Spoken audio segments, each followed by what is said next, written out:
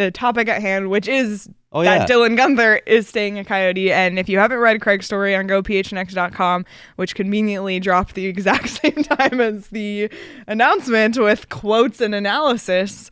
But Craig and Petey, let's talk a little bit more about this because we've been speculating for weeks. I think all three of us coming into the season I don't want to speak for everyone, I would have thought he was going back, like before I saw anything. He's staying. That's the decision. And a lot of people in our chat and our Discord on Twitter were kind of on the fence either way. We could see it. We've seen he's proven himself. He's, been a productive player. What does this mean going forward for now? He burned that first year on the entry-level contract. So what are the contract implications? Are we going to see him here all 82 games? What's next for Dylan Guenther as a Coyote now? Yeah, there's a lot to consider here. And like you said, he, as of tonight, by playing this game, his entry-level contract kicks in. That first year is now burned, and there's nothing you can do about it. There's no putting that genie back in the bottle. So that's the reality.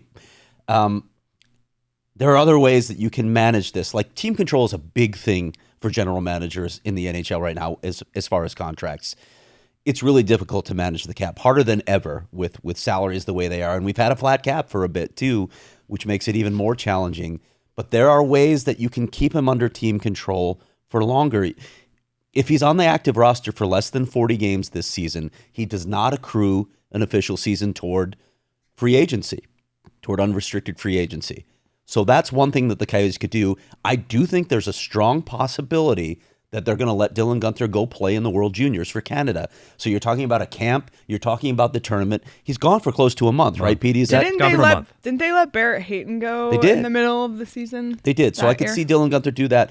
You have the option of a 2-week conditioning stint in Tucson when he comes back to get him back and ready for play. So that's a good chunk of time right there that you could removing him from. We've been advocating for allowing these players to be in the AHL. So even just 2 weeks could have an impact. Right. Speaking of that, before you go on, do you see what Roaring Fork said? No. Let him play in the World Juniors so he can get some chemistry with Bedard. Love it. Love it.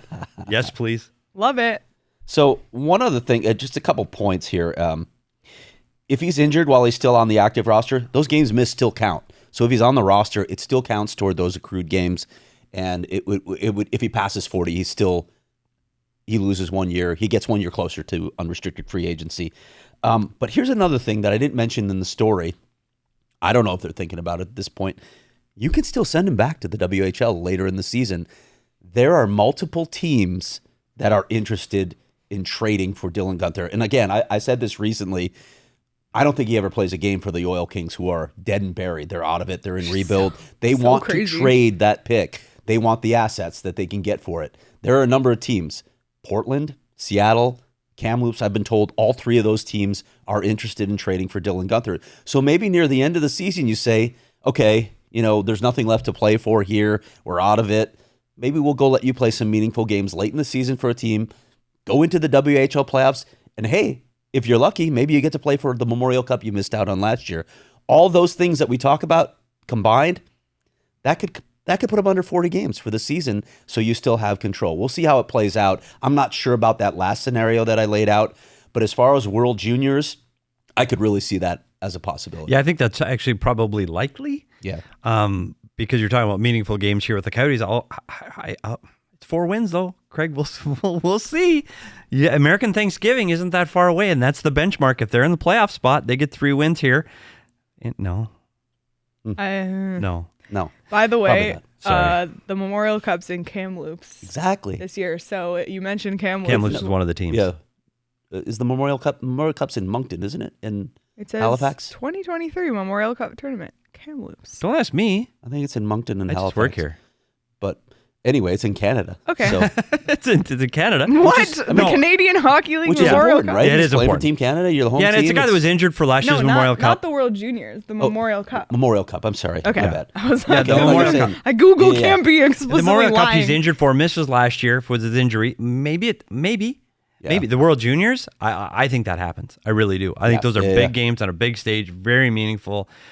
Like you said, Barrett Hayton did it. Sure. We'll see.